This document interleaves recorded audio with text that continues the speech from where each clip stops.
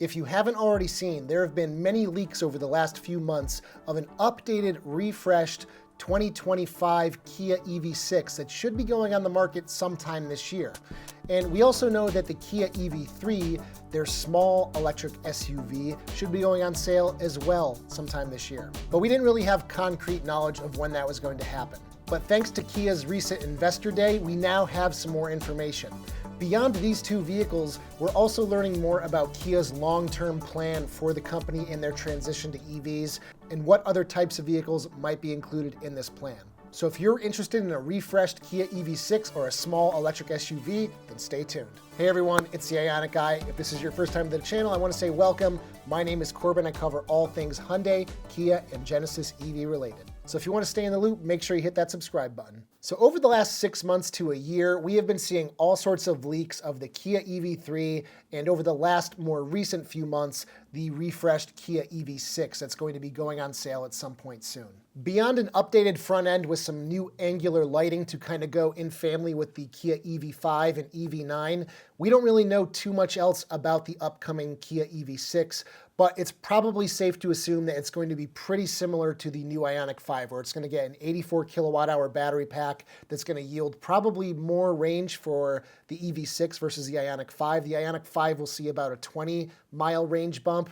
For EV6, because it's a more efficient car, we'll likely see probably 25 miles or so of added range with that bigger battery. We'll see Hyundai's new CCNC software suite on the inside of the car, and maybe some other small changes mixed in there as well. And the Kia EV3 is going to be a brand new vehicle for the lineup. It's going to be their cheapest EV amongst the eGMP platform vehicles, which are shared with the EV6 as well as the large SUV EV9. We don't know for sure, but it's possible that this car is not going to be an 800-volt car like the EV6. It's more than likely going to be a 400-volt vehicle to keep its price as low as possible. We're expecting it to start in the low $30,000 range, but that's yet to be seen as well. Think of it as a spiritual successor to the Kia Soul EV and even possibly the Niro EV.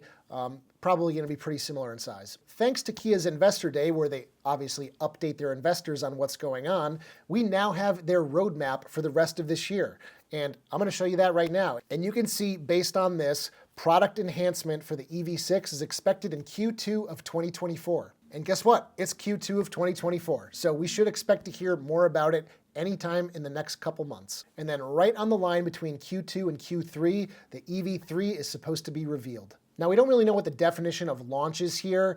Launch may just be revealing it to the public with sales starting later this year. That remains to be seen, but I can't wait to see what the EV3 is going to be like. I'm really hoping it's going to be as affordable as speculated, because you mix in a $7,500 tax credit if that's made in the United States, plus local incentives. You're talking about maybe a $20,000 EV after all these things are said and done. And down in the bottom line of this slide, you see it says derivative, and then it says EV6 GT Q4. Don't really know what this means because the Kia EV6 GT is already out. It's been on sale for over a year now. If you guys have any idea, leave a comment down below and let me know what you think this means. So you EV6 owners out there might notice my shirt has the charging indicators for the Kia EV6 in this cool 3D design. Now, I made this design myself. You can order it on whatever you want, whether you want it on a shirt, a hoodie, a mug, a hat. It's all in the store. So also at Kia's Investor Day, we also learned about what is going to go on with the company over the next few years. And along with this industry trend that we've been seeing over the last couple months now, Ford is backtracking on their EV plans, GM is backtracking. They are all saying that we're going to start making more plug-in hybrids, more hybrid vehicles. I guess the demand is there for them. And as much as I want to see people driving full EVs, I'd still rather see somebody driving a hybrid or a plug-in hybrid over a traditional just all-gas vehicle. Sure, I think that most people should just take that leap and go into a full EV. Most people don't need 300 miles of range on a daily basis.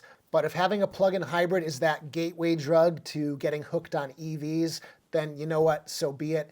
And Kia is saying we're going to do the same thing. They're saying they're going to start releasing hybrid after hybrid version of all their gas cars. So it's not a bad thing that they're switching them over to hybrids. I know that all of you are mostly EV enthusiasts, so you would love to see everybody go full EV, but There's just some people that they're not going to do it. Unfortunately, like everything in this country, it had to be politicized and turned into a you're right, you're wrong kind of situation. I'm not going to get into that here. And I imagine that Hyundai is probably going to be following suit, announcing that they're going to be investing heavily in hybrids and plug-in hybrids, just like Kia is. Just to reiterate, they are not backtracking on their EV plans like Ford is. One of Hyundai's executives the other day said, "We are full steam ahead." Hyundai is even considering adding range extender engines to some of their EVs, I guess. Recently, Inside EVs interviewed their CEO in the US, Randy Parker, and he is quoted as saying, "I can't release any details, but most definitely we're studying this as we speak in relation to range extenders." So think kind of the old BMW i3 that had that tiny little engine that could provide more juice to the battery if you did want to go on a longer drive. He then went on to say, "I want to make that very clear. We're all in when it comes to EVs. Hybrids, they're fine. It's a good transition for a lot of people, but if you really want to become carbon neutral, it's got to be done through EVs." But like I said, the demand is there. From what I've heard, Toyota dealerships just cannot keep their hybrid vehicles on their lots. So I guess it's a good thing overall. If Hyundai and Kia were saying, though, we're going to start backtracking on our EV plans, I'd be a little dismayed because they've been so gung-ho about moving full steam ahead with their EVs, building battery plants, building manufacturing plants here in the United States and all over the world.